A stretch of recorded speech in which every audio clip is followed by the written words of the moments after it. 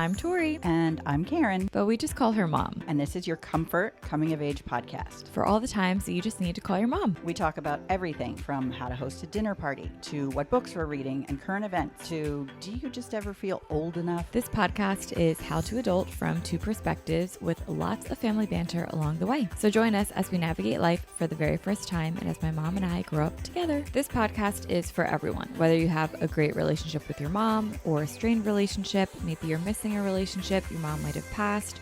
My mom is now your mom, and she's all of our mom. And this is for when you just need to call your mom. Hi, Mom. Hi, Tor. Wow, back so soon. Don't you feel like we did this like yesterday? I know. These weeks fly by, don't they? Yeah, but I was actually thinking today about June and how June has actually felt like the slowest month ever. It's only the 3rd? The 4th. Oh, today's 4th. See?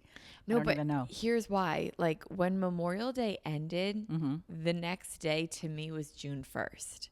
And the fact that it was May 28th or something like really threw me off. You still had more days to get through. Yeah.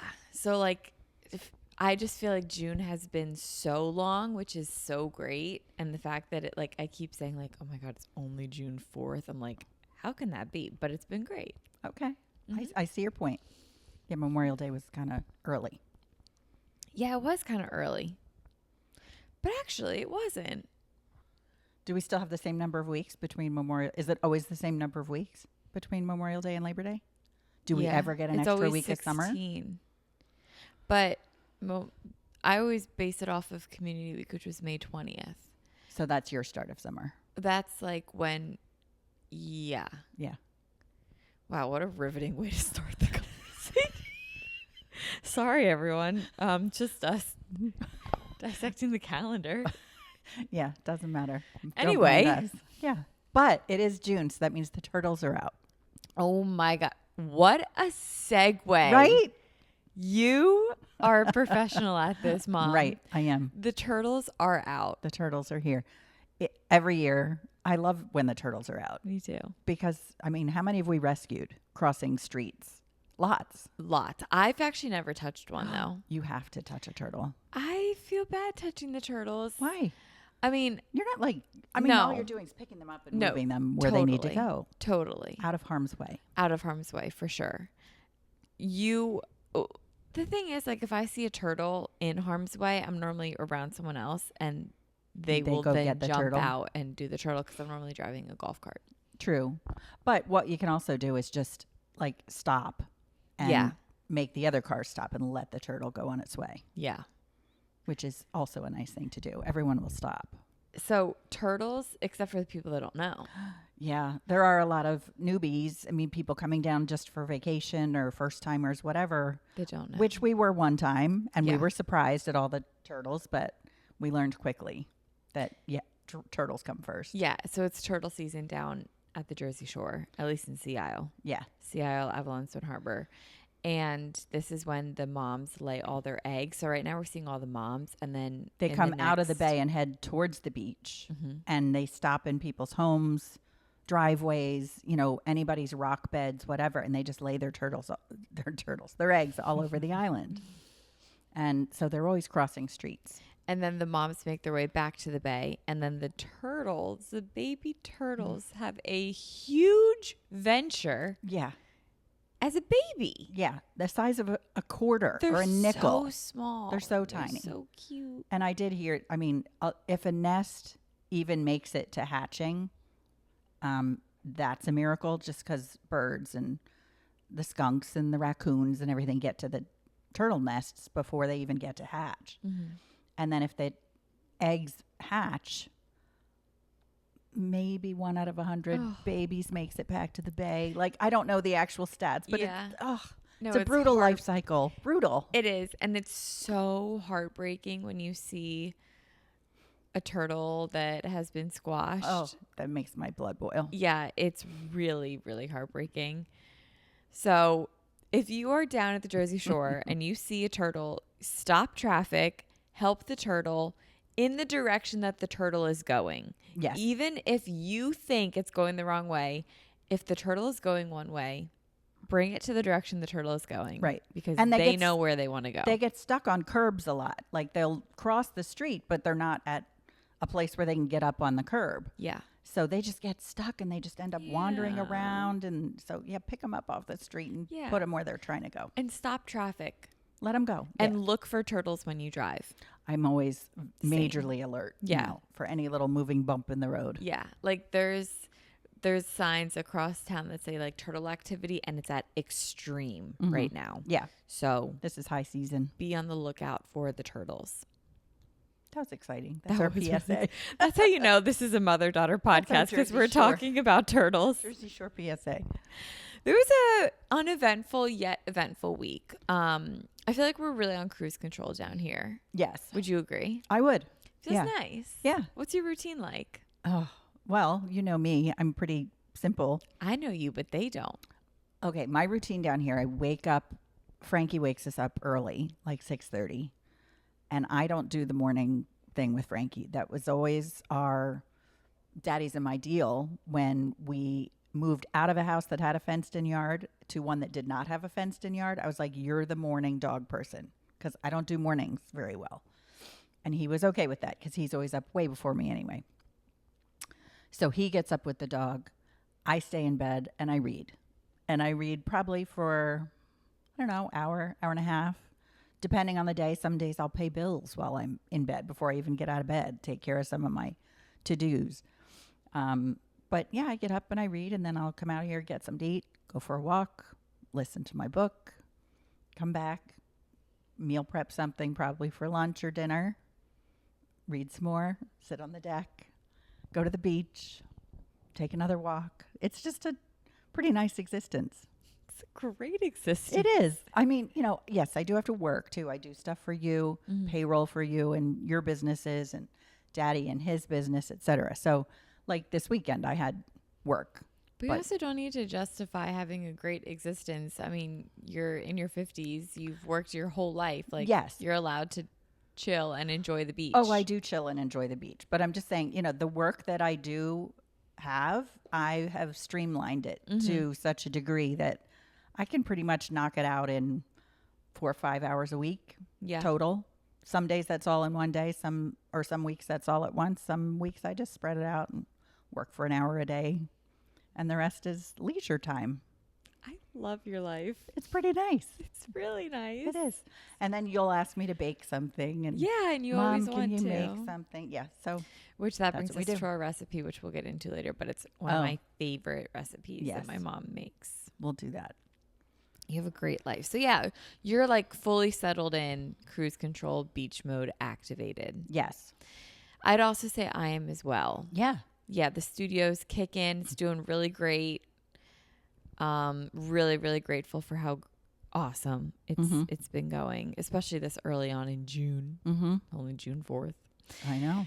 It's going really great so far. I like wake up. I go to the stew for a few hours, and it's either like I run errands around all 3 studios, just like dropping things off or seeing clients or just doing whatever I have to do. I can't even like really remember off the top of my head. Or I've been taking now, like this week I started taking classes because people have gotten into the rhythm of things. So that's been really nice, and I'm really sore, but it's been really great to take the classes and just like enjoy the studios. And you're teaching yoga, right? Yeah. And I teach yoga, and then I come home, I eat whatever you have meal prepped, which has been awesome. And then I either work or I do like an activity, like go to the beach, or we went on the boat last week. And then I chill. And then we do it again the next day. I know. I mean, but one of the like a summer joy of life is taking a nap outside. Oh my God. I just did that. I know. Well, you've done that a couple times this week. It's the best. I've done that, went out on the deck. I like it under the cupboard. Yeah, it's too hot up on the grill. It's too hot up top. But yeah, with under the big awning, it's like, is there anything better than that? Where you have the breeze and you hear just the noise of life around you, but you can just sleep. It's perfect. It's the best. There's a trend going around on TikTok, which I saw on a YouTube video because I'm not on TikTok, and maybe you've seen it on TikTok, What's that dove that makes the noise? It's like, Morning dove. Morning dove. Yeah. People in TikTok comments are saying, like, where did this bird go? And people are saying that it never went anywhere. We're just so drawn into our phones that we don't hear it anymore. I hear it. I hear it from time to time. I mean, at home in Pennsylvania, around our house, there's enough nature that I do hear doves. I absolutely remember that growing up. But things like lightning bugs or fireflies. Oh my God. Yeah. We don't really see them much here. Not nearly as much. Definitely not at the beach. Because they live underground and there's just nowhere for them. There's ground, but it's all covered with rock. It's pavement paradise here. So there's just no lawns and stuff. But even at home in Pennsylvania now, the activity is so much less than when we were kids. And even when you were kids. I'll be honest, I haven't really done a PA summer in like 5 summers. Like, True. I'm always here. So I can't remember much. And then when I was home, I was at the condo and really busy with Stride at the time. So weren't paying attention. I can't really remember. But I know they definitely don't come out till much later than I remember. I thought it was kind of all summer long. I just remember, at the old house in the backyard, like we would just be sitting on the side eating dinner and there were fireflies everywhere. Oh, yeah. That's one of the sad things. But that just reminded me with the whole dove thing. Yeah. You know, other little summer things that you don't see as much anymore. Yeah. Did I just bum you out? No, but I'm now thinking of the song Fireflies by Owl City. Oh, yeah. You would not believe your eyes. Wow. I'm going to look for them when I'm home this week because I'm going home this week. So I think it's too early in the season. Then I won't look. Yeah, I think it's later in July. Okay, I'll look in July. Yeah, definitely after the 4th. I'll look after the 4th. Then. But yeah, I hear the morning doves. I love the sound of them. Yeah, it's a wonderful, peaceful sound. Yeah. But I haven't noticed them here. I mean, here we get the seagulls. And yeah, we have seagulls. There's another bird here that has a really distinct call that I don't know what it is, but I hear it every morning. Point it out to me tomorrow. I will. And I can't even remember right now what the call sounds like, but I hear it every day. It's not a seagull. Okay. Not a crow. I always am surprised in the spring when I hear the birds again because in the winter you don't hear them. No. But I don't remember that I don't hear them until I hear them again. And right, I'm like, oh my God, that's what it feels like to be happy. Like that's right. I miss the birds. We need to move somewhere where there's birds and sunshine all the time. Like, how great has this weather been? Oh, yeah. This is fantastic. I know. If we could have this all the time, I would take it. Yeah. We need to live somewhere like this year round. I know. Well, pretty soon it's going to be 90 and stuffy and buggy. Again, somewhere like this year round. I know. Where did we go? Not too many. I mean, California is like this all the time. Where else? Florida's not. Florida's too hot. Florida's not. I mean, most of the whole East Coast is just too hot. Idaho? No, they have cold winters in Idaho. Arizona's really hot. Like I guess we got to go to Europe. I have no idea what Europe's like. We'll have to go there for this. Well, who knows? We'll figure it out. Darn. Someone will let us know. Someone will absolutely let us know. But yeah, it's been like an eventful week nonetheless. Just like really we're fully settled in. Yes. It was Frankie's birthday. We did celebrate Frankie's first birthday on Saturday. Turned 1. Happy birthday, Frankie. Our little monster. Yeah. But since Saturday, he's been a chill dog. He has. He grew up overnight. He's just all of a sudden a dog who just... that loves to mark his territory. Yes, not by peeing. No, just not by peeing. By stomping his feet or scruffing his feet. Everywhere. Yeah. He's just he's a little such bug. a little ass. Like, he'll look at other dogs and do that thing with his feet. And it's like, oh my God, Frankie, no one wants your sand pile that you're standing on. Right. He's such a little dick. He can be. He has a little bit of a... But we love him. He has so an attitude. Cute. He has such an attitude. Wait till he realizes he has like a curly tail. Like, that'll really just kill him. You think that'll mess him up? It's so feminine looking, his tail. Well, I don't know if you remember Jerry... when he used to his ears used to get matted, and then the groomer would have to trim them all the way off so he didn't have the little fringy ears. And he would come home from the groomers and look at us with this face that I swear his face was saying, "Don't look at me. I'm hideous. I'm so embarrassed at my haircut." Like he was mortified at the damage of not having his ear fringe. Jerry is a Shih Tzu that we had. We tend to name our animals very like humane names, but except for Ringo. I mean, Ringo's Star, but Ben and Jerry were because of Ben and Jerry ice cream. Right. We named them after the ice. But when we just say them out of context, like Jerry, Frank, Ben. Yeah. Okay. Anyway. It was Frankie's first birthday. Yep. He didn't have a potty, but he enjoyed his night very much. Yeah. Waiting for you and Dad to return from the yacht club. Yeah, we were out without him. Yeah. You hung out with him on his birthday. Yeah, I did. We had a great time. He's kind of weird, but he's fine. He's a little weird. I got my car fixed this week. Mm-hmm. Yeah, and then you got lost in the car dealership. I got lost in the car dealership and I overpaid. Yeah, was it $100 for a zip tie or something? Yeah, for a zip tie. The guy was just so confusing because he kept saying like, so what happened was when it rains in Sea Isle, it's floods in Sea Isle. And I never really got caught super bad in the flooding. And luckily where we are, it doesn't flood too much. But on the other end of the island, it really floods badly. So I was driving from this end of the island down to the studios and I turned onto a street to go onto the main street. And when I did, the water was so deep and I didn't know how deep it was until I was in the middle of it. Yeah. And I was like, oh my God, like to the point where the water was literally on the hood of my car. Yeah, it was really deep. It was right next to the Acme. It was really, really deep. I didn't know it was that bad. Oh, it was bad. You should not have driven through that. Mom, I know you had don't know. I known, I know. I wouldn't have. But it didn't look that deep. Right. So I was driving. I was like, I'm going to flood my car.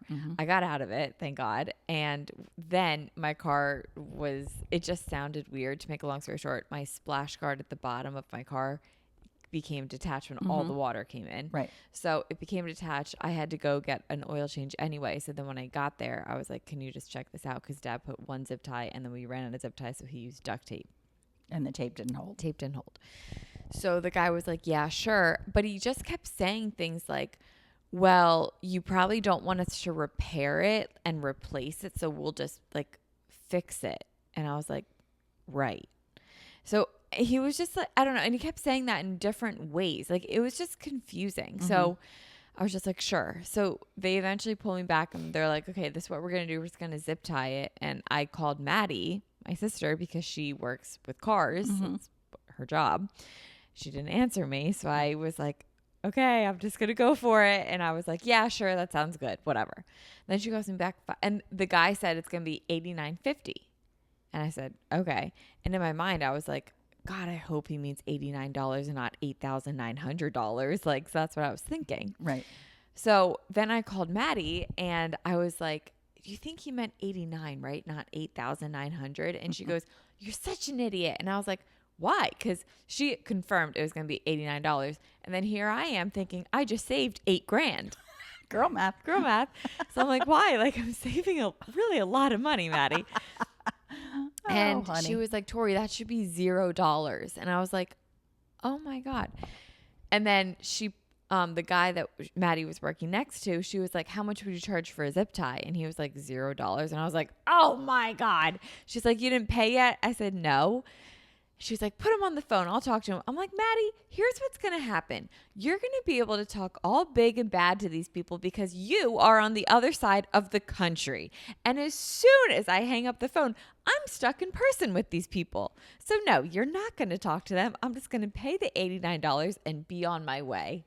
And that's exactly what I did. Okay. But when you get home, you should take it back to your dealership and just be like, I want you to fix this. Well, I will, but it was for the labor. They put it in the labor department. Right. Technically, they didn't charge you for the zip tie. Yeah. They charged you $89 to put one on, which takes 0.4 seconds. And an oil change. Well, that was free anyway. Maybe the change, but was the labor? No, it's supposed to be free. All right. Well, anyway, I paid $90 and I left. Yeah. they do tend to take advantage of pretty young girls at the car places, don't they? Do you think? I don't know. I mean, would they have charged Matt any money if he was taking it in? I don't know. Probably. He's so nice. No, I don't think they would have charged Matt. I don't know. I don't know. All I know is I overpaid. Yeah. But I got a zip tie. But it's fixed. It's fixed. It's fixed. It'll hold for a little while. It will But hold. don't go through any more puddles like that. I didn't mean to. I know, but you can't flood your car. I That'd didn't be really bad. mean. You think I want to flood my car? No. But Right. just be careful. Okay. I will be careful. God. We have a Cincinnati chili update. Yes. Hit us, Mom. Well, a couple episodes ago, we were talking about Last week. Was it last week? Yeah, remember we were listening in the car from the car dealership to Target. Yeah, we were talking about how Daddy has crazy ideas with some of his recipes, and he'll put chocolate in a chili recipe and say that's Cincinnati chili. Well, we had a listener DM us and say that she's aware that cinnamon is a common ingredient in Cincinnati chili, but she hadn't heard of chocolate. So I thought, okay, well, that's a start. So we took to the internet and we found that cocoa powder is actually a common ingredient, added ingredient in Cincinnati chili. And it dates back to like the Aztecs or something crazy. So Dad had something going on. So he actually knew a thing or two. But cocoa powder and chocolate are different flavors. Like putting cocoa powder in it, I think would bring a sort of richness to it. Oh. But like cocoa powder that I use is unsweetened, whereas chocolate is sweet. You know what I mean? So anyway, I'm not sure if there's if you put cocoa powder and sugar yes. in a recipe, would that mimic chocolate? Yes. So with the just cocoa powder without sugar would do what? It's a weird flavor. It's very bitter. It's very bitter.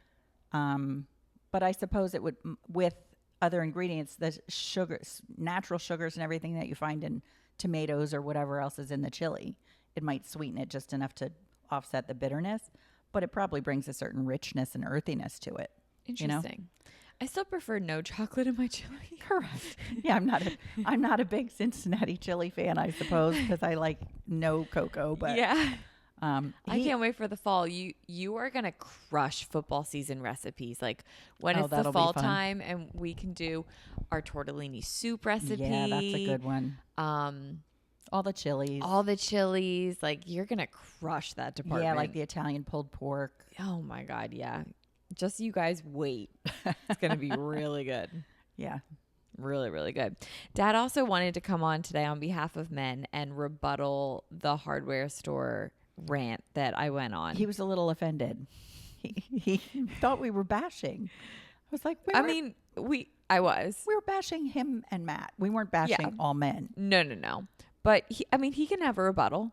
Yeah, well, he conveniently is on a call right now. Yeah, he's afraid of us. He might come in and stick his 2 cents in. We'll see. And rebuttal. But for the meantime, I stand by what I said because he's been at the hardware store how many times this week? Yeah. And he had to fix the outdoor shower, which broke.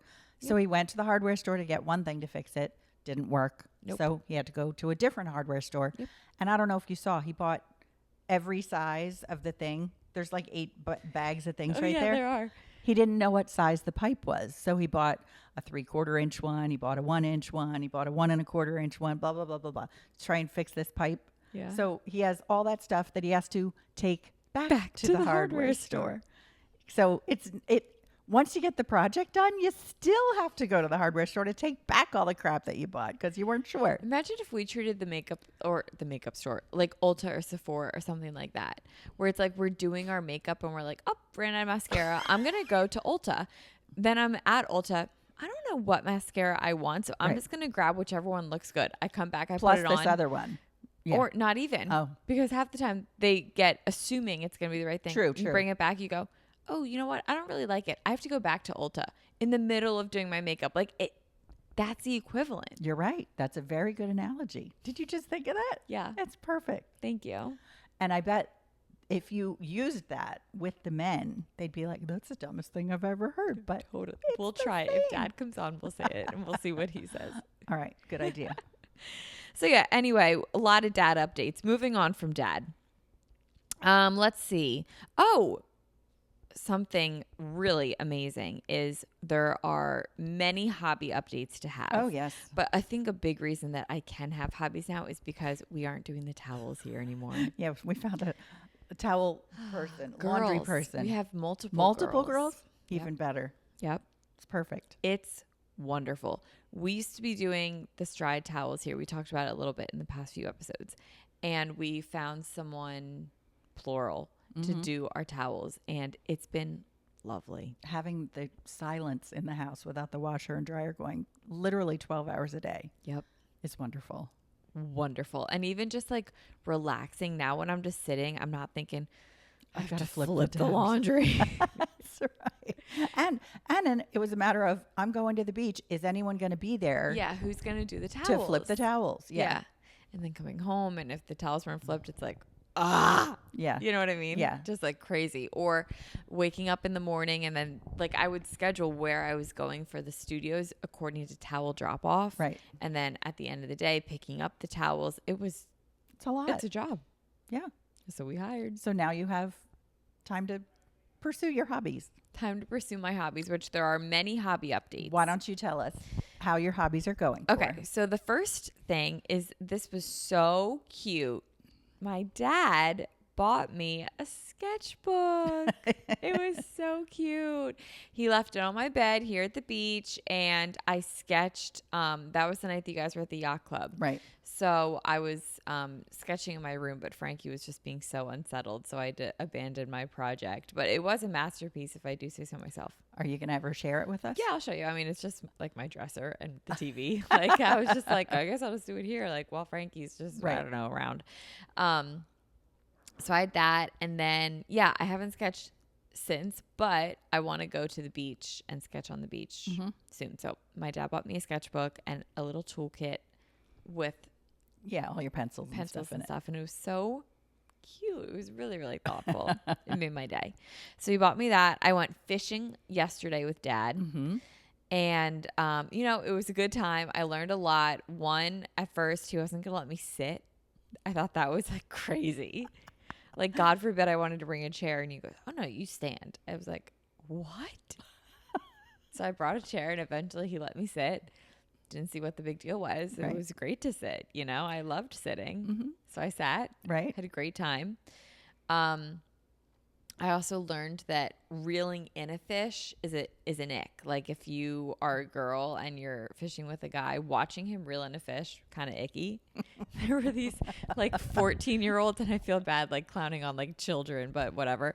They were definitely like younger boys. Mid-teens. Yeah, mid-teens. And they were like down the beach from us fishing. They caught a shark, and just watching him reel it in was so funny. And we were just making jokes like, oh my God, ick. It was just really funny. You weren't making jokes with me. Let me just clarify. Yeah, me and Ashley. Yeah, you were with someone your own age. I was not part of the Well, ick. Ashley's 19. She's not my age. Well, okay. I'm 26. In my mind, I'm 19. She's a lot younger than me. Yeah, true. Anyway, so her and I were like laughing. We're not at them, but we were just like, oh my God, ick. Like it was just so funny to watch them. But they caught a shark, and I was so happy for them because I didn't catch anything. Right. So I was like, man, they caught a shark. That's so then exciting. You could suddenly relate. You're like, oh wow, that's a fishing thing. Yeah. This is cool. Yeah, so that was cool. They caught a shark. And which is so crazy that I'm saying it so casually that in the bay they caught a shark. All the time, people are. All the time. I see so many sharks pulled out of this water. Sharks are everywhere. Unbelievable. Now, these aren't sharks that are like going to soul surf or bite your arm off. No. They're like, honestly, they're just like big fish. Well, yeah, but that one was 2 feet or so that kid caught. I caught a shark last year, 2 years ago in the bay. That was probably 18 inches. I mean, it wasn't huge, but it was a shark. It's a shark nonetheless. Yeah. And I reeled it in all myself. Good for you. It was probably an ick. No, not when we do it. Girls are safe for mix. It's just boys. Good to know. Yeah, girls are safe. Yeah, so good for you. You caught a shark. I even touched it. Wow. I don't know if I would touch it. I think you would. Okay. Yeah, if I caught it, maybe. Yeah. I don't know. And then I throw it back. Yeah. What else am I going to do with it? I'm not Oh, gonna yeah, bring you're it throwing home. it back. Yeah, of course. Yeah, we don't bring it home. You take a picture and you throw it back. Yeah. So I went fishing. My dad said I caught on really well with casting a line, which was great. Good. And, you have a hobby update with your Akatargal and your walks. Oh, yes. I've been doing my walks, enjoying that very much. And for the first couple days, I was walking on the street, and that was all fine and everything. And then yesterday, I was like, why am I not on the beach? Like, this is silly. This is the beach. Right. Well, since they replenished our beach is so big. It's kind of ludicrous how far you have to walk to get to the water line. And walking in dry sand is horrible. So you have to walk a mile to get to the wet sand. Yeah, we sound so annoying. Walking in dry sand is really hard. Yeah, it is hard. I wouldn't want to do it for a distance. He can stay here, Ross. It's fine. Oh. Are you going to join us? I got another meeting, but maybe when I'm done after that. Okay. You would not like to rebuttal on behalf of men. Say it again? You don't want to rebuttal on behalf of men for the hardware store. I do, but it's just a matter of timing. And when I rebuttal, then you will never have a bad word to say about men again. Okay. Good to know. Sounds good. Um, So you're walking on yes, the beach. so I'm walking on the beach, and that was much, much better. I could only walk down until all the equipment was there because they're still doing the beach replenishment. Further down, they're like at Where is he? 40-something now. Oh. So I guess it was, about 45th maybe. So I'd have to stop there and come back, which is fine. But so much better being on the beach and having the breeze and barefoot. So you're grounding and earthing or whatever it's called and walking at the same time. Do you feel charged? Yeah, it just was it's really nice. It's really peaceful. So, but I'm really enjoying my walks, especially with something to listen to. Like So- I did chapters 17 to 20 today, and I'm really, really enjoying it. What do you think of the book? I'm glad I'm listening to the book instead of reading the book because it's so descriptive. Like, yes, there's some dialogue, but it's mostly descriptions of things, which is great. I can listen to it and picture what's going on. But I think I would have lost myself if I was reading it. So I'm glad I'm listening to it. Yeah, that's the general consensus that we both see online of like, you got to get through the first book. Yeah, maybe that's it. Maybe it'll pick up for me or something, but not that it's dull. It isn't dull. It's just I'm not. I don't know yet. I don't know what to think yet. Yeah. I mean, chapter 20 is not quite halfway into this book, and I'm still just waiting for something to happen. Interesting. I guess we'll just have to keep going. Yeah. Everyone tells me it's worth it. Yeah, so. everyone loves it. Yeah. Pickleball, we still haven't done. Nope, But not we yet. will. Not yet. We'll get there. No rush. We have all summer. It's only June.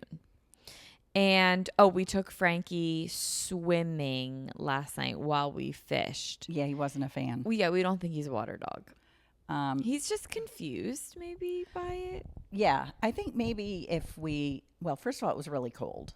The water's really cold. The water's really cold. And second, I think he just isn't quite sure what to think of it. Now we were on the bay side, so the waves weren't really big, but still you get the little ripples of water coming in, and he was just like, every time they came in and he wasn't facing the water and it crept up behind him, he would like jump out of the way. Yeah. Like, what is this grabbing my What's feet? going on? Yeah. But he was funny with it.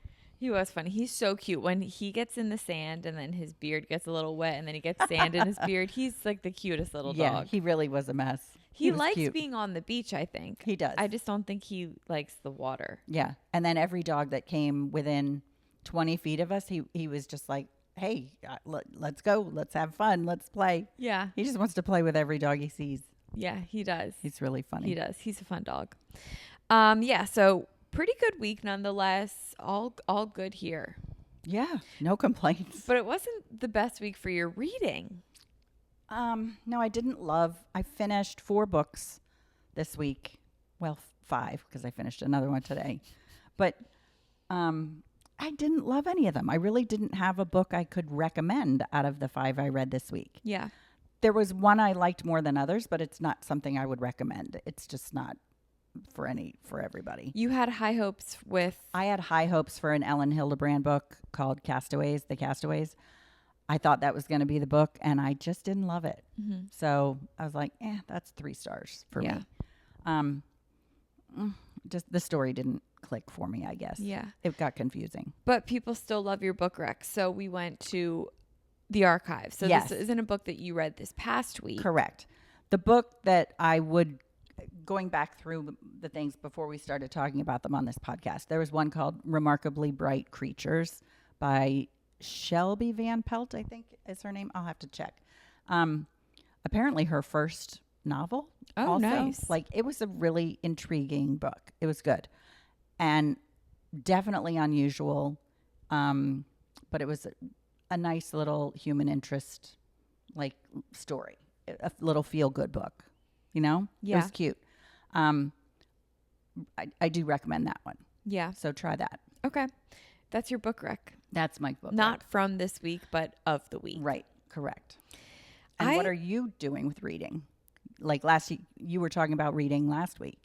How are you going with ACOTAR and stuff? Wait, why did we have the 5-minute mistake by Hannah Shields written down? Oh, well, if I was going to recommend one from this week, it would be that one, which was the second, I guess a couple weeks ago I said the 6-Night Truce. Yeah. This is the next book in that series, which I did enjoy this one. But 5-star? No, definitely not. But a solid read nonetheless. So Remarkably Bright Creatures. Remarkably is what Bright we're Creatures sticking is with. the one that I would go with. Yeah, I'm just like, I can't get through a book. I don't know what it is. Like, my attention span is just so shot right now. And I mean, it could be for a million reasons. It could be because of my phone, which is probably the reason. It could be because every time I sit down to read a book, I just think of like 10 other things you need to do. Things that I could be doing or things that I forget to do. Mm-hmm. So as soon as my mind slows down, and it's like that in between of it's in yoga, we call it integration. It's like the integrating of the outside onto your mat. It's kind of like before you get locked into the book that you're reading, your mind wanders just a little bit. I don't know if you have that experience too. I do. So it's in that where when my mind slows down and I have like a little bit of time, I just think of like, oh, I didn't text this person back, or, oh, I should update this on the schedule, or just like random things that do need to get done that I've just forgotten about. Mm-hmm. So then I will get up and go do them or things like that. And I just like can't get through a book, and it's really frustrating if I'm being honest. Well, how do you think you can fix that? What do you need to do? Read a book. If you were going to read, There's so many books out that I want to read right now. well, right. But if you're going to pick, would it be easier for you to focus early in the morning or late at night, for example? Like first thing when you wake up or last thing before going to bed? Early morning and then middle of the day, like when I'm taking breaks. Because at night, I've been going to bed really early. And I'm like falling asleep. As soon as my head hits a pillow, I'm out. Oh, so you're really going to bed that early? Oh, it's yeah. not like you're up in bed reading. Oh, no. Like when I'm saying goodnight at 8 p.m., I'm literally going to bed. Yeah. Okay. So, yeah, early morning before studios and then after / in between work. Yeah, I find I do like to read in the morning, like I was saying before I get out of bed while he's out with the dog. Yeah. Like I really enjoy that time to myself to read. And then I do let myself not worry about the other things. I have my task list already prepared for the day. I already know the things that I have to do. Yeah. So even if my mind does wander during that time and I say, oh, I should do this or that, I'll say, I'll get it when I get up. Like this isn't the time for that. Yeah. You know? It's a great mentality. So yeah, and same before bed. Like if it weren't for my task list that reminds me daily of everything that I have to do, there's no way I would be able to relax enough to lose myself in a book. And I think that's what it comes to is like I just have to like, you know, practice what I preach, and like I know everything that needs to get done is going to get done. So I don't know why it's easier to disconnect scrolling on my phone than it is reading a book, because it's the same. The time is the same. It's just the method of how I'm decompressing in that time is different. When you're scrolling, you're only focusing on any topic for 30 seconds at a time. That's why my attention span is shot. Yeah. when you read, you do have to focus. You might also be you're not into what you're reading right now. I think ACOTAR would be hard to get into. And I'm glad I'm doing it while I'm walking and I don't have any other distractions because it's not like I can do anything else. Yeah. I think if I were trying to read it, I think I'd be struggling through it. Yeah. To be honest. Maybe try it on Audible instead. I know, but I'm listening to Part of Your World on an audiobook and I'm like on chapter 6. Like I just like. You still can't get there either? No, I don't know what's going on. It's really frustrating because I really want to be reading more. I think that's where Frida McFadden played a big part like a few years ago because you could read through her books so quickly. They were quick. So she was like a great intro back into reading of like, oh, I enjoy it. It's fast. It's a good story. And now I'm like back in my groove. So maybe I should pick up like a Frida book and just do something quick and snappy like that. I think hers too, if I'm thinking Housemaid and right? Yeah. It I like the way her books are in distinct parts, like this point of view and then this point of view. Yeah. Whereas a lot of the books, like the one you're reading now, the point of view switches each chapter almost. Yeah, and that's and you're hard. kind of flipping and flopping in your brain. You're like, okay, wait, where did they leave off before? And right. you know, am I caught up? And it takes a little bit of mental gymnastics to try and remember where you were or whatever. Yeah. So yeah, the POV switching, I'm not sure about. That's one thing I am liking about ACOTAR is that it's all straight one POV, which is nice. Yeah, that is nice. And it was like that in Fourth Wing too, which I liked. Yes. Yeah. Yes. And Maybe I do prefer that. I'm trying to compare now ACOTAR to Fourth Wing. Fourth Wing I loved. I didn't put it down. I read the whole thing. I did not listen to it. And it was so easy to visualize the world that she was creating. Yeah. And in ACOTAR, I'm able to see what she's talking about. Like in my mind's eye, I'm creating this world. Yeah. But it's just slower. I'm just having more trouble. It's not gripping me as much as Fourth Wing did. I don't know. I think that's why Fourth Wing was a lot of people's intro to fantasy, series like ACOTAR afterwards. Yeah. Because it was gripping. And then we heard about, ACOTAR, Throne of Glass, all these Sarah J. Maas universe books. Right. And a lot of people read that after Fourth Wing. But I mean, with the rebellion of Iron Flame, right, it drew more people. Right. I think I'll still read the next book of. You haven't finished Iron Flame. No, I still haven't finished it. I'm also wondering if I should go to the bookstore down here and get like a physical book and see if that makes a difference. Of what? Just a book. Okay. Because I know a Kindle, it doesn't look like a screen and like it's so prehistoric. Like the Kindle store, it's like a 10-minute experience because it just takes so freaking long in the Kindle store. But I don't know, maybe if I'm like picking up the screen, then I don't know. Maybe I should just get a book and see if that helps reading a physical book. Okay. Give it a try. I will give it a try. I would like to not, but I'll try. We have some books here. Yeah, but I want a People new book. Have left. Yeah, that's true. You want something new. Fair enough. Thanks. I've only really read one book this whole year. Whole 2024? Mm-hmm. What book? That's Lisa Jewell book.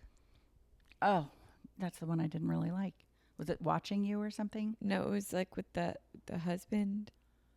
And she had a podcast. Oh, none of this is true.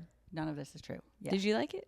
No, I didn't like it that much. I didn't like the ending. No, there were a lot of loopholes in there for me. I didn't love it. Yeah, that was the only book I've actually finished this year. I'll work on it. I'll just add it to the list of things to work on. No stress. No stress. But I do want to be reading more books. Okay. And it's frustrating that I can't get through a book. Yeah. I think it's just a big cry of you gotta be on your phone less. This is actually an issue. Yeah. And the other day my Instagram Explore page was open on my nightstand and I looked over at my phone and it was so enticing. I was like, oh my God, this is a slots machine for someone my age. You know what I mean? Yeah. Good point. I gotta get a handle on it. Mm-hmm. 'Cause it's ruining my life. Oh no. Well, you already got out of TikTok. That's done. But now you're stuck Instagram. in Reels, right? Yeah. Yeah. Which is basically the same. Yeah, it's the same thing. Yeah. Just less toxic. Is it? Yeah, I don't know. Like, I would come off TikTok and I would just be like, do I need to be a different person? Like, I don't know. TikTok was not the best for me. Okay. Yeah, I haven't been on it nearly as much lately, which kind of brings us to, we've been talking about what's on our For You pages or explore screens or whatever, but I haven't really seen much. I haven't been on there lately, so nothing's resonated with me. Yeah. But, me either. Just a lot of recipes still. Yeah. Which I like. Yeah. But you started watching I started watching Sex and the Sex City. and the City now. So when did that show come out? The 90s? Oh my gosh, it's been, I want to say 20 years. Easy. So what's so crazy is that my single friends have been telling me their dating stories, and my two best friends, one lives in New York, one lives in LA. So I get the East Coast, West Coast version. It's the exact same. Yeah. Like nothing has changed. Right. From the 90s. Nope. Single women it's the same story year Same after story. year after year. The men suck. But I think I'm curious to know what you think as you're watching it. Like, did they even have cell phones? Was it a flip phone back in the day? It was like house phones that they were calling on. Yeah, landlines. And Carrie smokes all the time. Yeah. Nobody smokes anymore. Mm-hmm. I feel like it's a good representation of reality then, but yet you're finding that it's the same thing. They weren't using dating apps. They're trying to meet people organically. Right. But it's hard to do. It's really hard to do, but the stories are exactly the same. Yeah. Like one of my best friends, literally the intro of the first episode happened to her where it was like, you met a guy, you like go on great dates, like you talk about the future, and then hers was, it was Valentine's Day, and he texted her and he said, how's your day going? And she said, good. And then he never answered. He just ghosted her. Oh. And she was like, oh. And they were like pretty much dating. Mm-hmm. Great. Mm-hmm. Well, and she still never heard from him, like to this day. Mm-hmm. Does she know, is he alive? For all we know, no. Nothing tragic happened. I'm sure she's probably thinking, well, he may as well be. Yeah, but like it's just crazy that it's exactly the same for my single friends out there. Yeah, I wouldn't want to be single for anything right now, honestly. No, thank you. Yeah, it seems tough out there in the streets. Good luck, single girls. Yeah, right? Good Sorry. luck. So yeah, I've been watching that as I've been falling asleep, and I also been falling asleep to Rich Roll podcasts, which is so niche. Yeah, it's very niche. And also, I'm surprised you're falling asleep to it. I know. He's good. He's really good. And every single night when I fall asleep, I'm like, okay, just remember to listen to this tomorrow, because he has really, really good guests on, and I really like his topics. And he recently had Giselle on, and I listened to it outside on the deck, and I fell asleep for a little bit of it, but then I woke back up and I was like, man, this is a really good podcast. And she was a really great guest. Okay. I haven't listened to that one. Yeah. Well, if you ever want to, you should. I will try it. It was really good. Yeah. I like his podcast, and I watch them on YouTube. Okay. So just a reminder, our episodes are also on YouTube. So if you want to fall asleep to our episodes, you can. We won't take offense. Be our guest. All right, our recipe of the week. I'm so excited because this means we'll have cookies in the house. Yeah, we haven't done any baked goods yet. And my mom is quite the baker. Well, I like to bake. It doesn't always come out the way I envision it, but it's fine. We always like just standard old chocolate chip cookies, but then you also like the oatmeal chocolate chip cookies that I make. And then I've started coming up with more variations, like I'll put pretzels in it so you get the crunchy and salty. But your favorite one is the Heath Bar chocolate chip cookies. So good. Yeah. So you add in Heath Bar chunks, bits, whatever they call it. So that's what this week's recipe is, the Heath Bar chocolate chip cookies that my mom makes. So good. They are buttery and toffee, like they're really chewy, but they have the chocolate and the saltiness and the butteriness and the chewiness, and they're crispy in all the right places. Like it's just the perfect cookie. It's a good cookie. It's the best cookie. What's he doing? Is he being He's cute? looking for daddy. He always is. Okay, he'll just wait right there. And it's just the best cookie. So selfishly, I'm really excited because we get to make these, and then I get to not only have the cookie dough, but also the cookies in the house. Right. And Also, you guys will get to experience this delicious cookie, and everyone will say it's the best cookie they've ever had. They are good. They're a good one. They're really good. It's a keeper. All right. Why I called my mom? I called you for a lot of different reasons this week. Mm-hmm. Okay. The first one was I asked you how to get out of the car dealership. Right. I'm sitting outside in the car waiting for you, and you called me from inside and said, how do I get outside? Like, for God's sake, you went in this door. How can you not find your way out? In my defense, they took me into like a waiting room that didn't look like I could get out. Mm. You found your way out. I found my way out. It was of the just a dealership. bizarre call.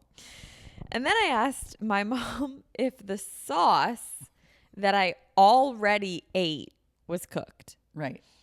That was one of those aha moments after you ate it. You're like, oh crap, that was cooked, right? Yeah, like, so my mom made this really good. Why don't you explain what it was? It's called a white Tuscan ragu. It's like a summery meat sauce for pasta, but there's no tomato products in it at all. And it's made with sausage and white wine and leeks and carrots. It's really good. It's really good. So you made that with spaghetti squash, but then Yes. you and Dad left. Yes. And you just left it all in the fridge. Right. So, and I was gone. I was at Lindsay's. So when I came home, it was in the fridge, and I knew you were going to make it.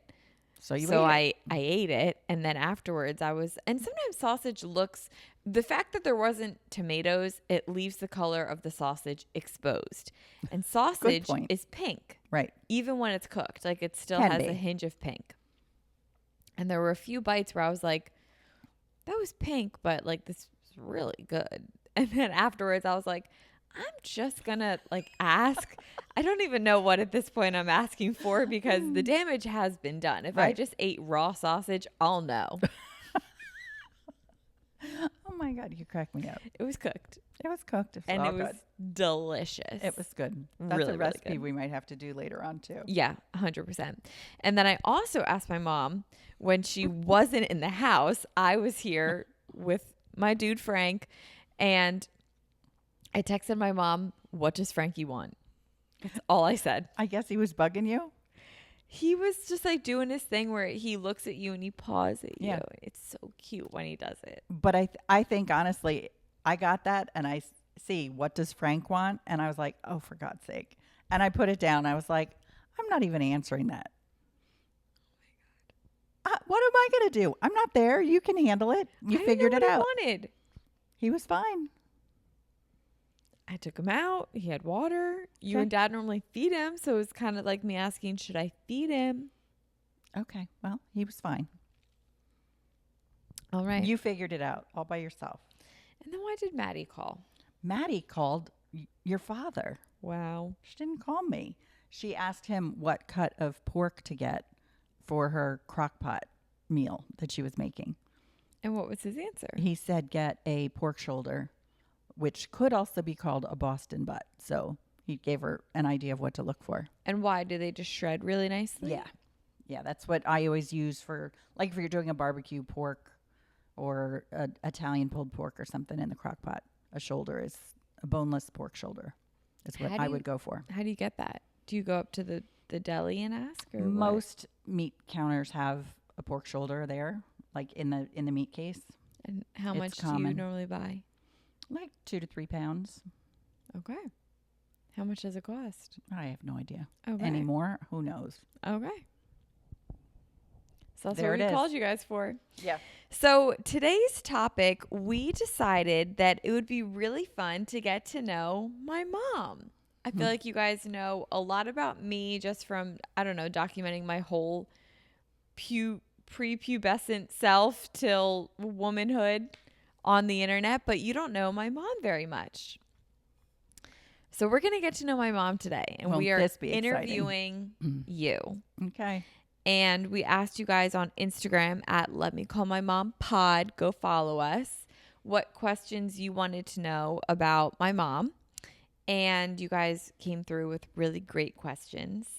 So it's kind of just like a little life story of my mom. Okay. So do you want to first start with like a general synopsis, or do you just want to dive right into the questions? No, I think we should go with the questions because Okay. a lot of it falls, together with what I would say anyway. I would agree. Okay, so let's start with some questions. A lot have to do with, let's start with college and growing up because Okay. there's a lot of that. There's a lot of questions of what did you, where did you go to college? What did you study in college? What were you like in college? Were you involved in any sororities or any groups? So let's begin. Can we actually start back a little bit sooner? Because I really like your middle school to high school stories of why you switched schools. Oh boy. Yeah. Okay. So give a time frame too. You were in middle school, high school in the 80s? I graduated high school in 1985. Okay. So I was in middle school in the late 70s, basically mid to late 70s. And I'm the younger of two kids. I have a brother who's 3 years older than me, and that's it, just two of us. And we were both in public school, and he was doing fine in public school, and I was doing fine in public school. And then when I got into 7th grade, which we all know is a horrible year anyway, it's just a god-awful, ugly year for everybody, right? Not anymore. Ugh, okay, well, The kids now 7th graders? are like, they look like they're 18 now. Oh, jeez. There's no more ugly phase, like that awkward phase that we all had to it's go probably through. what, 3rd grade now, right? It just doesn't exist anymore. The kids don't have it. Okay, well, we had it. We had it. I yeah. most definitely had it. Same.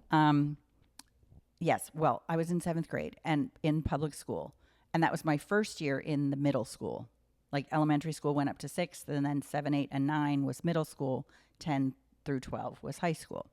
So my first year in middle school, and the class that I was in kept getting in trouble. Like we were always having special assemblies because somebody did something, somebody vandalized something, somebody threw a rock somewhere that they shouldn't have. Like we were always getting in trouble. I say we, like the whole class of 300 kids.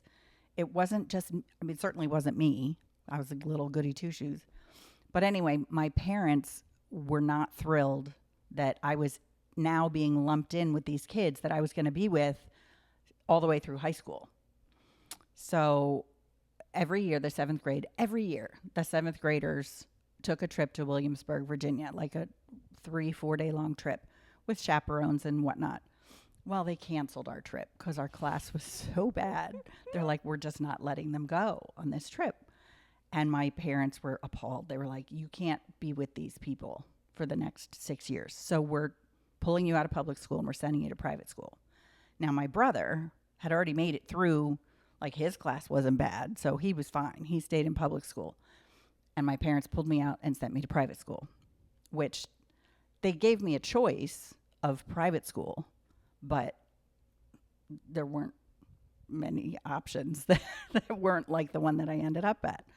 So I ended up in a all-girls private school, and my entire class, graduating class, was 44 girls. Like, That's so crazy. going from a class of 300, like a graduating class of 300, to one of 44 was crazy. And it was pretty far from your house. It took you a while to get to school. I had to take 2 buses every day. I had to change, but I left my house at 6:45 in the morning, and I didn't get to school till 9. That's really crazy. Yeah, and then coming home, I didn't get home till 5 most days. And then I worked too. I worked at the barn across the street from the house. There was a barn across the street from my house, and I worked over there. So I would come home, get off the bus, change into my barn clothes, go over. I would ride a couple horses. I would have to bring in and feed the horses, and then go back home, shower, change, do my homework, get up, do it all again. Like it was a busy time. And it was so far, my high school was so far from home. It was hard to make friends in high school because I couldn't just go see them, But this was also, I started at the private school in 8th grade, and I wasn't driving until 11th grade. because I was young for my year. So, and like I said, people weren't around the corner. So yeah. And your friends that you did make, I feel like were so different. Oh yeah. From you. Yeah. Very different socioeconomic. Yeah. Now people would say tax brackets. Correct. Yes. Very different groups of people. That Can you just tell went the to that story school. of one graduation party, how when you were dropped off at a party, they would take your car and fill it up. and They fill had it up. Yeah, they had a gas tank, like a gas pump on their property. And so we went to the party. They valet park your car at their house. These are high school friends. And It's crazy. take the car, fill it up, bring it back. It was bizarre. There was another graduation party I went to where And we, like, I shouldn't say we, I wasn't alive yet, but your family was not like no, this. no, we were not. You were very, middle class. Very middle class. Yeah. And they were like not. Way higher than that. They were not middle Way class. higher than that. There was another graduation party, which was beautiful. And like I said, 44 girls plus dates. So you're talking under 100 people. But still, they had a sit-down luncheon for us in their foyer of their house for 100 people. Insane. And I was like, oh. We couldn't fit one table for 6 people Yeah. in the foyer of Yeah. my house. Would never fit. But anyway, I don't think my house really had a foyer. No, now that I'm thinking about it, I don't think so either. Anyway, it was just a very different world. So yes, I made some friends in high school, but it was hard to get together with them unless I decided to stay late after school, get a ride home with them. And then I would literally take the train from whatever the nearest train station was near them to the nearest train station for me. And my mom would pick me up at 8 or 9 at night at the train station. Oh my God, you're After so school. mainline. So, but that was the only way to do things. Yeah. So it was definitely not your average public school, whatever. And I think that's important because that really goes into your college. Well, yeah. And then, being one of 44, I was not the best of the students out of the 44. I was middle of the pack out of 44. Hey, middle of the pack of 44 is pretty good. It wasn't there. But anyway, so when it came time to apply to colleges, there were certain schools that I really wanted to go to. There were a lot of people in my class, top of my class, who were looking at all Ivy League, Penn, Yale, Harvard, Princeton, Stanford, and no problem. They were going to get in. But they were using the schools that I really wanted to go to. They were using them as their backup schools. So they would apply to 8, 10 colleges. Where did you really want to go? University of Virginia was my first choice. Oh, because Or- Grandpa was so Yeah, my dad UVA. went there. My brother was currently a student there. I was a legacy there. I'd been to the campus many times. And I just wanted to go there. I wanted to go south. I applied there to Duke, to Wake Forest, to University of Richmond, all Southern schools. And at the very last minute, I threw in Tulane University in New Orleans as one of the others I was applying to. Fidget with this, not that. I don't want it to get picked up on the Oh, sorry. mics. That's okay. You can fidget with the pillow. Sorry if I've been making noise. That's okay. Yeah, so I didn't get, I went, this is also back in the days when you actually went to the college for an in-person interview. That's crazy. Yeah. So you didn't do it for every college. I don't remember if you had to be invited or whether you would call and set up an interview with the school you were really most interested in. Excuse me. And I think UVA was the only true interview I had. And I went to have my interview and he said, "I'm sorry, we've already accepted 2 girls from your graduating class. So we don't need 3 people from your high school." And I said, "Well, if I'm being honest, they're not coming here. Right. They're going to Yale or they're going to Harvard or whatever." And he's like, "Yeah, well, their scores are better than yours and blah, blah, blah." So, That sucks. yeah, so I didn't get in. And they didn't go there. So they didn't Right. end up with anyone from our class that year, which was too bad because I really wanted to go there. But neither here nor there.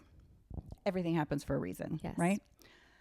So, yeah, out of all the colleges that I applied to, I got rejected from everywhere except Tulane, which was a total afterthought. My parents were like, yeah, whatever, throw it in there. You won't go there anyway. Mm. That was the only school I got into. So I was like, all right, I guess I'm going to Tulane. Because at that point, my parents, I said, should I just take a year off and do something else? And they said, no, you're going to college. So off I went. And it turned out very much like your trip to Alabama, which was, it was too far. Mm-hmm. It was not the right school for me. And this is back in the century when the drinking age was 18 in Louisiana. And I still wasn't 18. I was only 17 when I started college. But a college ID got you into any bar. And, well, I spent more time in the bars than I did going to class. So I didn't last too long there. It was not a successful college endeavor. So I came home, worked for 2 years, got a job at a dentist's office, managing a dentist's office. And then went to Albright in Reading. And you graduated there. And I graduated from there. What were your majors? Majored in psychology and business management, double major. Whoa. And then it was funny. Here was a funny story. When I met Daddy, it was 6 months after I had graduated, I guess. It was January of 1992. I met him. How old were you when you graduated? I was 23. Okay. I was 23 when I graduated. So I met him in January of 92 at a bar. It was right after New Year's, and it was my last day as a temp. Like I was working in an HR department of a pharmaceutical company as a temp job. And it was my last day there. So the girl that I was working with was like, let's go out last day, whatever, fine. So we go out to this bar, Binney and Flynn's in Devon, Pennsylvania. And she runs into Ross. She lived up the street from him. She grew up the street from him. So they started talking. And then he and I started talking. He got up to go to the men's room. I took his seat at the bar, and the rest is history. Like, he came back. He's like, you took my seat. I said, you gave it up. And that was it. Well, then tell more, because a lot of people do want to know how you and Dad met. Well, that's where we met. We met at a bar. Very organically, just literally introduced. He knew her. She knew me. She introduced us. It was not a setup or anything, just stranger introduction. And you were 24? Yes, I was 24. And Dad was? 31. 31. And so that night I said to him, so what do you do? And he said, I'm a psychologist. And I said, oh, I was a psych major. And he's like, oh, what are you doing with it or whatever? And I said, well, I was just temping, whatever, but I'm looking for something else, and I might be applying to grad school. And he's like, oh, okay. So I said, so are you an MA or a PhD? And he said, oh, I'm a PhD. He did? Yeah, he totally lied. You didn't know that? No. Oh, he absolutely lied to me. Oh, my God. 100%. He said I'm a PhD. Yes. So I didn't know that at the time, of course. So I was like, oh, what do you do with it? And he told me what he does. He's a business psychologist. I'm like, that's really unusual. Tell me more about it. And then I think it was pretty quickly he realized, oh, crap, she actually knows what she's talking about. Like, this might be a problem for me. And then fast forward 2 weeks or something, and he gave me one of his business cards for something. Mm. And I saw on it, Ross DeSimone, MA. And I was like, hey, I've been meaning to ask you about this. And he's like, oh, yeah, I guess I should be upfront with you now.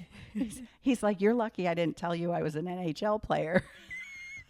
Because apparently he lied a lot about what he did for a living. He just thought it was a funny thing to do. A shtick. Yeah, exactly. Him and his friend Chuck would just make up jobs that they would tell the girls that they met in bars and stuff. Oh, my God.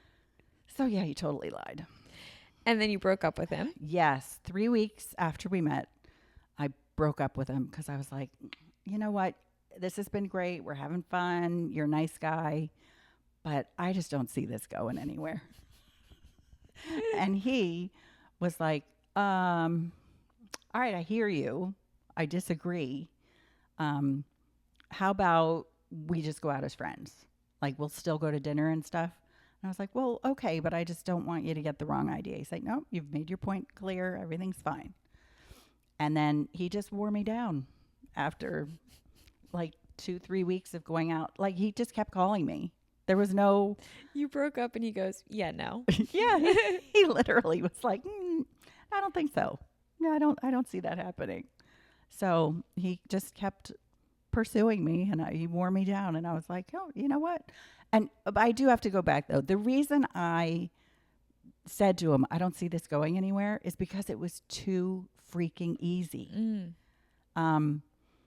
Every other relationship I had had before then, which granted wasn't a ton. I'd had 3 or 4 like boyfriends that lasted more than 3 or 4 months. You know what I mean?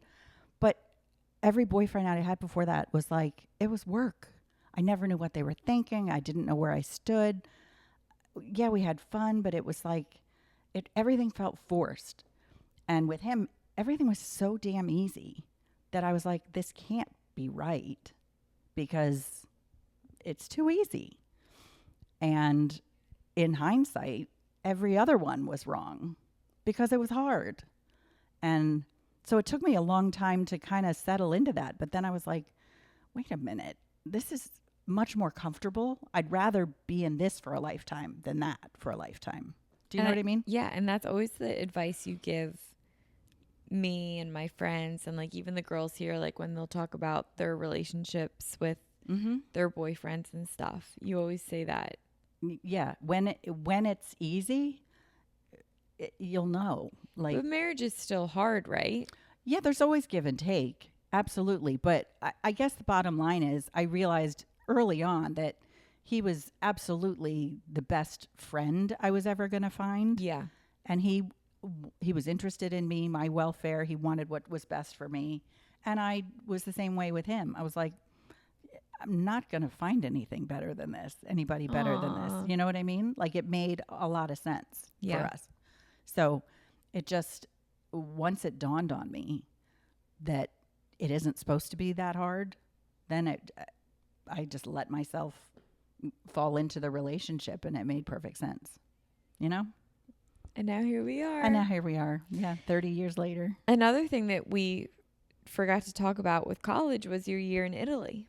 Oh, yes. I took my junior year abroad. That was fun. I had the college that I went to had trimesters, and January, the month of January was its own semester. And the January of my sophomore year, I took an art history class in Italy.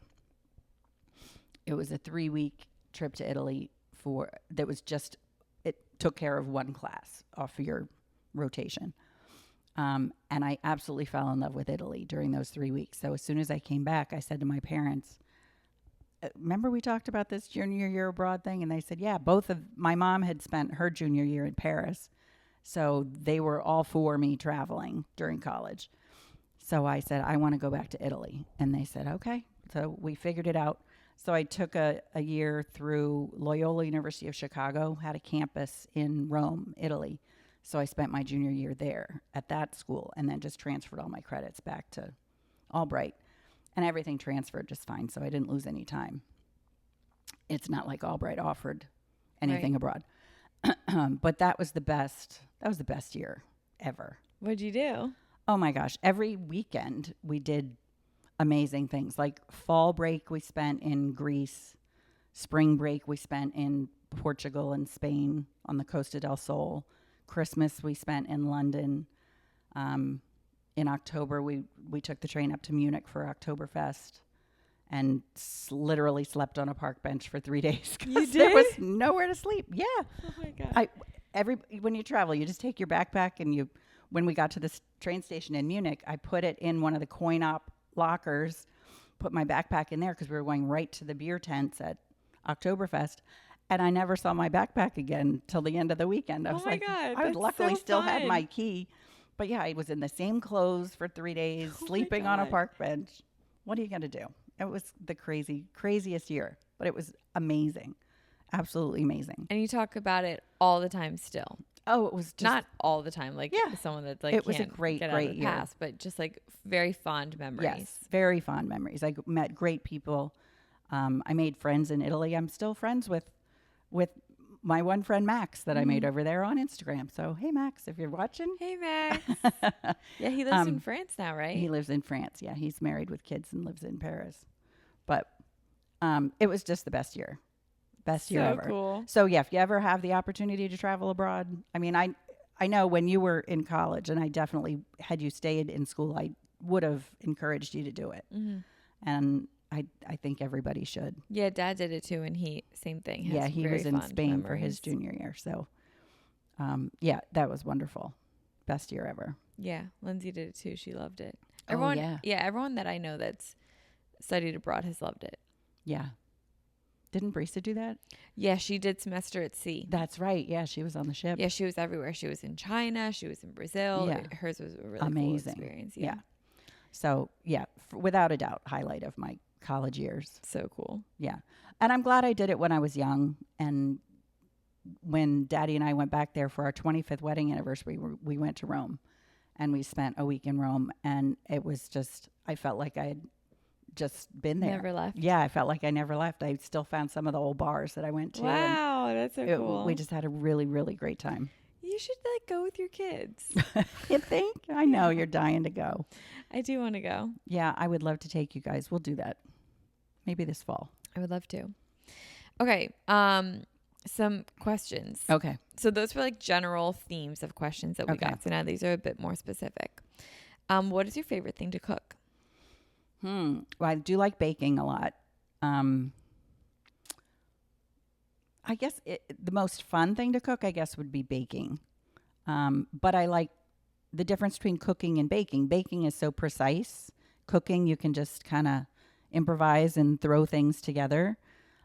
So I do like doing that also. Like I enjoy the challenge, not quite as drastically as, say, the show Chopped, where they give you wacky things to put together. And you can't cook chicken. Right. But I like the fact that, sometimes it's fun to be in the kitchen and be like, okay, I have this, this, this, and this. What can I make out of it, sort of thing? And I tend to come up with some decent stuff. You make amazing stuff. So, but I would say if I had to pick, I really like baking. Anything in particular? No, I just like baking. You're I like really good sweet at baking. stuff. Yeah. Yeah, you're really good. I feel like what you bake the most is blondies. Oh, okay. Yeah, they're easy. So I do blondies a lot. And they're so good. Yeah, those I like those chocolate cupcakes too. Ooh, I Those just are got the a craving best. for lemon bars. Oh, we could do those. I have a recipe for a little lemon crinkle cookie that I haven't done yet. You know those chocolate crinkles that you like? Yeah. It's the same except they're lemon. And I was like, that would be a good little summer cookie. Yeah, but I love lemon bars in the summer. Yeah. They're All right, so we'll have good. to make some. Okay. So this one girl's asking how to set your financials when you're young. I was never taught money management. So how did you learn to manage your money? Well, my father was hugely, he was Mr. Responsible with money, wouldn't you say? Yeah. Yeah. So not a day went by when we weren't being taught something about saving or investing or, every free moment he was sitting at his desk he did all his financial stuff, paper and pencil. We had graph paper and he was left-handed and his writing was meticulous and he wrote down everything he spent and everything. And he had different chart for every account. And he was big on investments and he loved dividend paying stocks and all this sort of stuff. So how did he learn?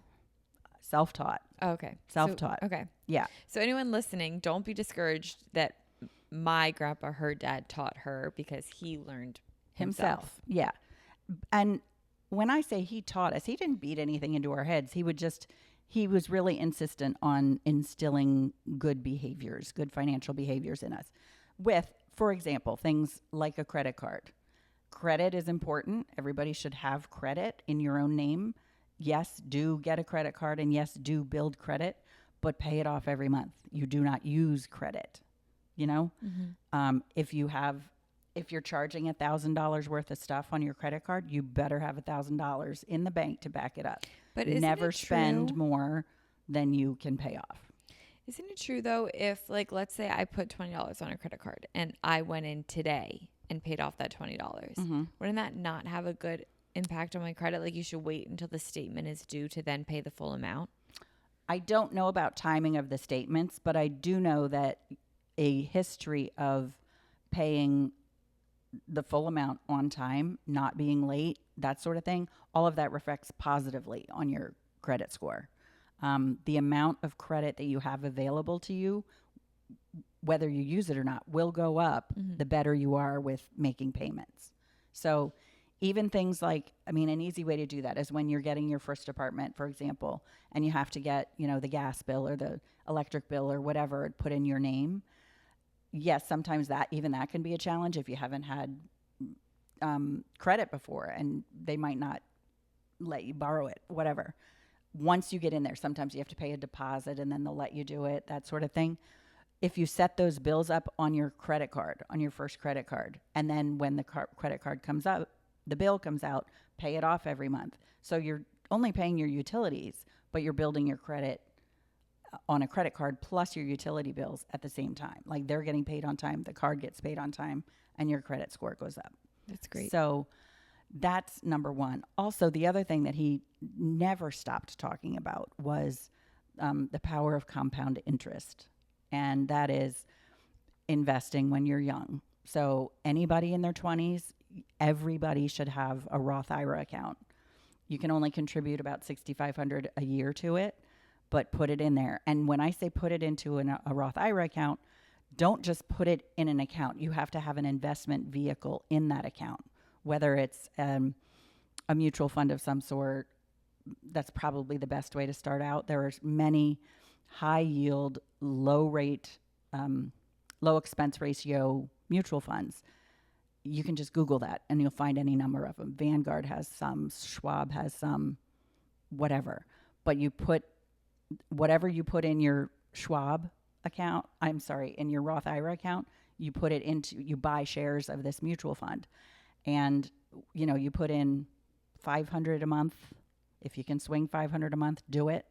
Because when you start that when you're 20, you're going to have $1.5 million by the time you're ready to retire. And we all know how expensive it is to live right now. It's just going to get worse. It's not getting better. And every year says Social Security is not going to be around for you. That money doesn't count anyway. You have to provide for yourself, for your future. So in your 20s is the absolute best time to do that because you get 30, 40 years worth of compounding, which your money just keeps growing and growing and growing with a nominal investment. So just start. Just start. Is just the start. advice. Yes. 500 doesn't have to be 100 a month. Start somewhere. Put it in. And if it's in a Roth, when you take it out and when you're 65, it's tax free. How do you start a Roth? Like if someone's listening, they're like, I have no idea where to begin with anything you just said. Go to Schwab, for example, charlesschwab.com or wellsfargo.com or vanguard.com. And you can set up an investment account, a retirement account. Cool. It's very easy to do. But then you have to have the investment vehicle within that account, meaning you have to have a mutual fund or something set up to that the Roth IRA holds this account. And that's where the money goes and it grows. So if someone wrote down exactly what you said and then talked to like someone on the phone from Schwab and said exactly that, they would know what you're talking about. Probably, yes. Cool. Yes. I'm not a pro by any means. But even if it's not, the reason I say do it in a Roth IRA is because that is tax-free when you take the money out.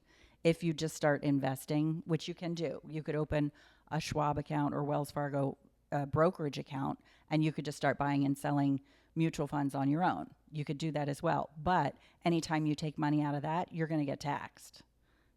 Like if you say you buy something at $100 and you sell it for $500, that $400, that's capital gain. You're getting taxed on that. If it's in a Roth IRA and all those capital gains are in there until you're 65 and it's tax deferred, and you defer pulling out, then it's tax free. So that's the best way to do it. No taxes. Heard it here first, folks. Anyway, That's great advice. Really, really great advice. By all means, talk to somebody far more knowledgeable than me about it. Yes, call Schwab, speak to anybody at one of the brokerage places and just say, I want to start this. What do I do? How do I make the most money with the least tax implication? That's what you want. Yeah. So, Totally. yeah. Tori hates taxes. Who likes them? They're brutal. Who likes taxes? No, it's awful. You kind of answered this, but there are a few jobs that you didn't mention. So what did she do for work? I worked at the barn like that, but that was like, before I was driving because it was across the street. Does that mean like stalls, like what Maddie did? Yes, I would clean out the stalls, turn out the horses in the morning, feed them, turn them out, clean the stalls, lug hay up into the into the fields for them. Like in the wintertime when the grass was covered or whatever, we'd have to lug bales of hay up there and throw the hay around. It was a lot. And then bring them in at night, feed them again, make sure they're all locked away for the evenings. It was fun. It was a great job. And I didn't own a horse at the time, but I was leasing a horse. So it was nice to have that right across the street from the house. And I lived near Valley Forge Park, so I could ride. I had 2,000 acres just to like trail ride. So cool. It was very cool. That was definitely my hobby after school. Yeah. In high school. If I wasn't at home, I was always at the barn. So you had that job. What else?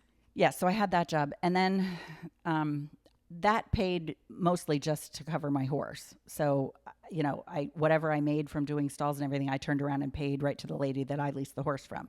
So that was a self-fulfilling job. I needed money for other things too. So I did get jobs at the mall. The King of Prussia Mall? King of Prussia Mall. I worked at Hickory Farms. I would sell cheese at Hickory Farms. Is that why you know so much about cheese? I don't know a lot about cheese. No, you do. When you make a charcuterie board, you're like, oh, well, this cheese would complement this. And I need goodness. this kind of cheese for this. Like, you know a lot about cheese. Do I know a lot about cheese? Way more than me. Okay. Well, maybe something stuck from way back then. Cool. And I had to wear the little uniform. Do you remember your dance uniform with the red and white checkers with the yellow bows? I had a uniform like that. Oh my God, that's so cute. It wasn't cute. Oh, okay. It was awful. Jobs with uniforms are the worst. Anyway, and then after that, I got tired of selling cheese. So I went to the record store in the mall, and I got a job at the record store while I was in high school. And there, I ended up being there for a lot of years. And during the in-between time, when I came home from Tulane and went to Albright, I told you, yes, I got a job at a dentist. But before that, I was the assistant manager of the record store, too. And then after I graduated college, I went to that same record store, their parent company, or their home office, rather, and I got a job in their operations department. So I was managing the operations, each divisional manager of, we had 190 stores. So I was working in the home office. That's of cool. That. And that was a lot of fun. One of my favorite parts of that job was I was in charge of our 3-day management conference that we did every year.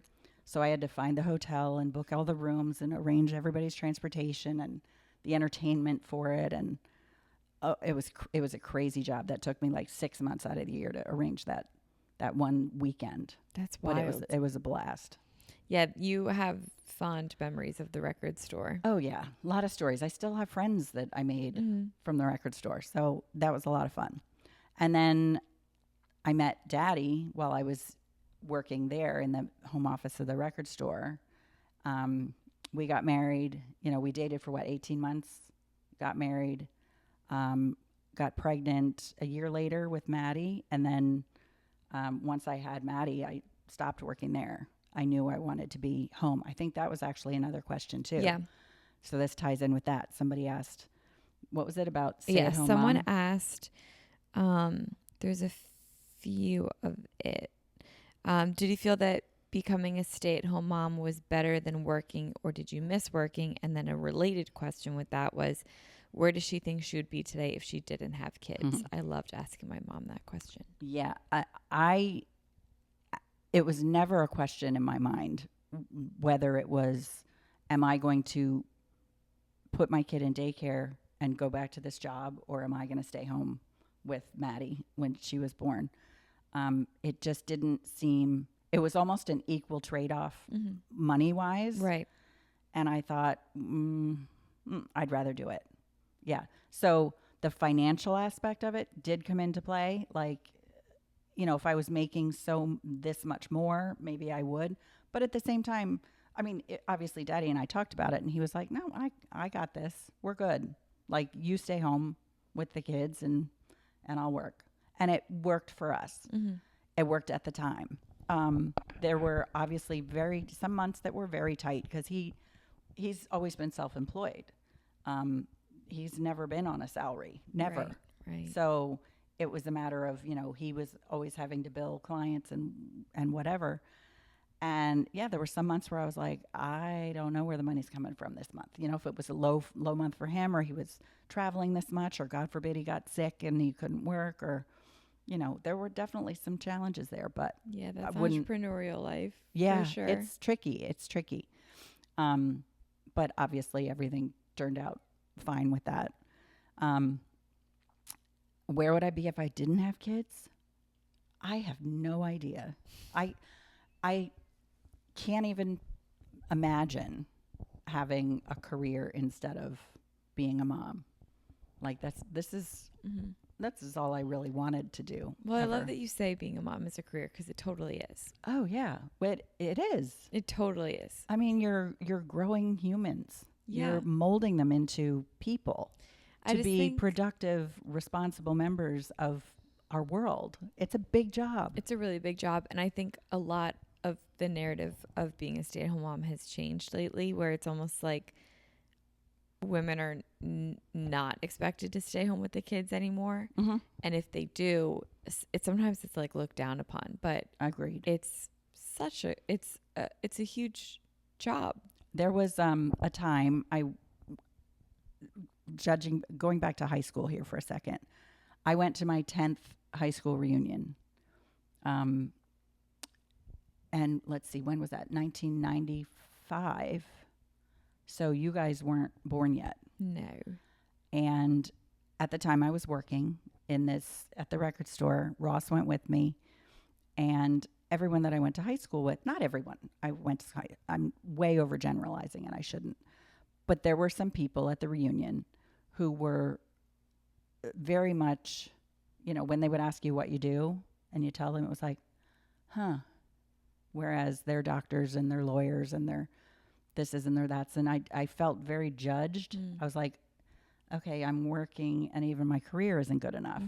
You know what I mean? And then fast forward, I think it was my 20th reunion. Oh, no, it was my 25th. You came with me. We ran a 5K. Oh, the day before. Yeah. Yes. Did Maddie run it too? Everybody. We all ran it. Everyone ran it. Yeah, we were a running family for a little bit. Yeah. Yeah. So the whole the day before the reunion. And then the next day, it was, again, what do you do kind of thing. These were people I hadn't seen for 15 years since the 10th reunion. And what do you do? And I'd say, oh, I'm home with the kids. And they would turn and walk away. Like there was nothing to contribute. They felt like I had nothing to contribute to the conversation. Oh, my God. And it was an odd feeling. And I hated having to say, I'm just a stay-at-home mom. Like the word just is not the right word to use in there, but you almost feel like you have to justify it somehow. That's so wild. And it is wild. And I don't know. It was grandma stayed home yes. for you? Yeah, like, so you and I are similar in that, like, I can't imagine you not being home. Right. Like, oh, yeah. And if you weren't home to raise me and Maddie, who was going to? Right. No, I'm very glad I was there. I mean, and even after you guys were both in school full time, starting in first grade, second grade, whatever, I started working with Daddy over at his office, and I would go into the office and work with him over there.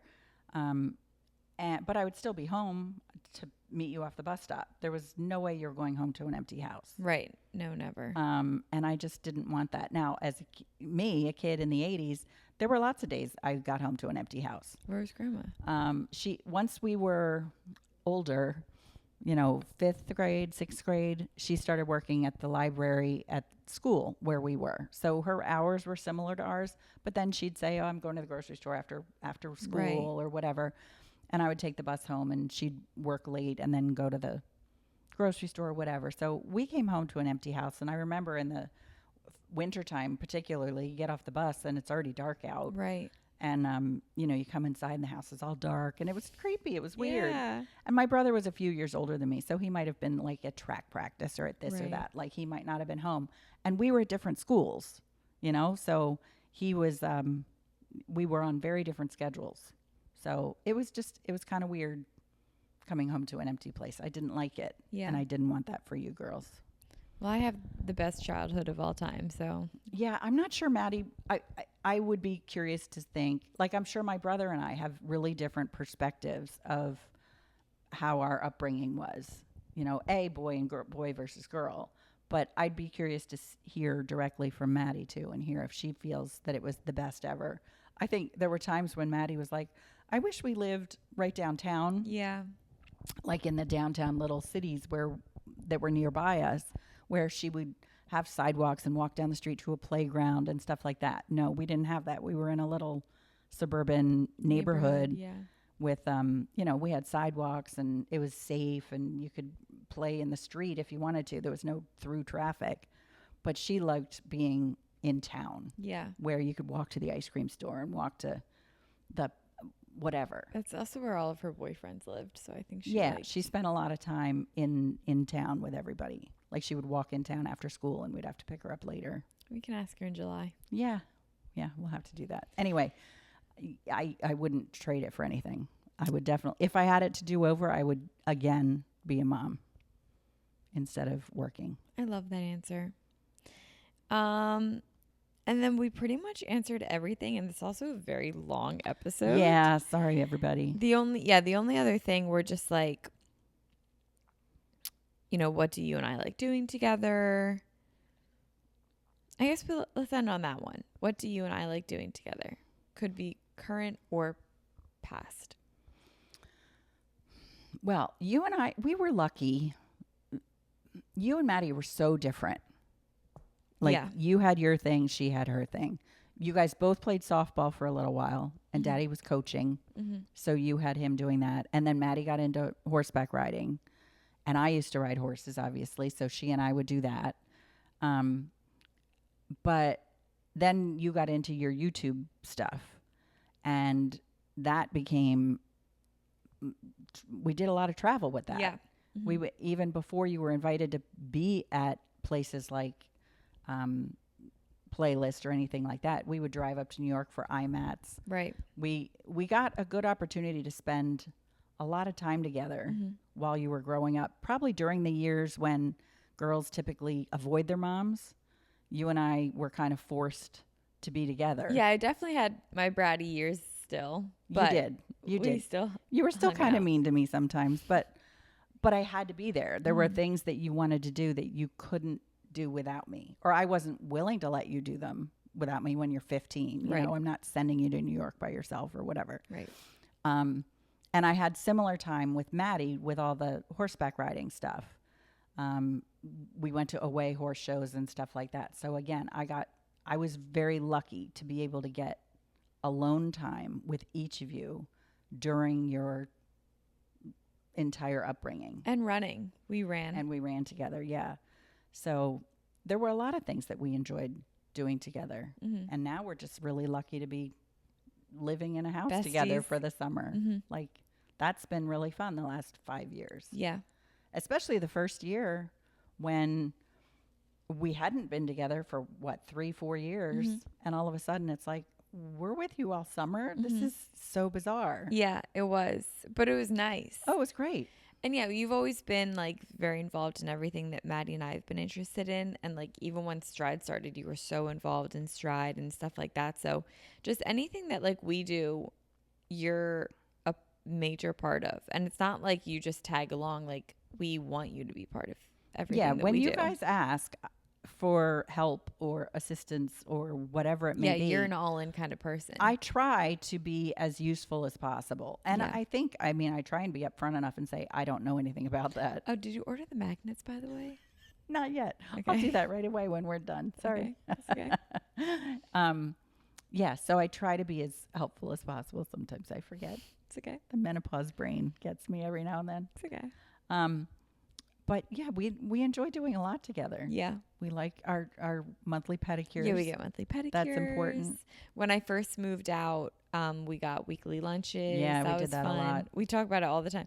We need to start doing it again. We haven't I know. started. Well, we eat every day together, basically. No, it's so true, and I'm really hungry. Mhm.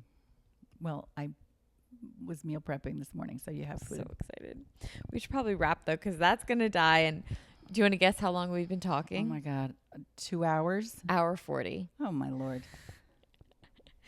So guys, I hope you know more about my mom, my cute, precious mom. Oh, you're so cute. You're so cute. And now she's all of our mom, and you know a little bit more about her, and there's a lot more to her than just what we've learned today. But we can definitely do this again because it's really fun interviewing you and hearing more about your life. You're welcome. All right, guys. So that's our show. That's it. That's it. Be sure to subscribe on Spotify, rate us 5 stars, share it with a friend, put it on your story. It helps grow the show so much. Subscribe to our YouTube and follow us on Instagram at Let Me Call My Mom Pod. Yep. On what she said. Thanks, guys. Bye. Bye.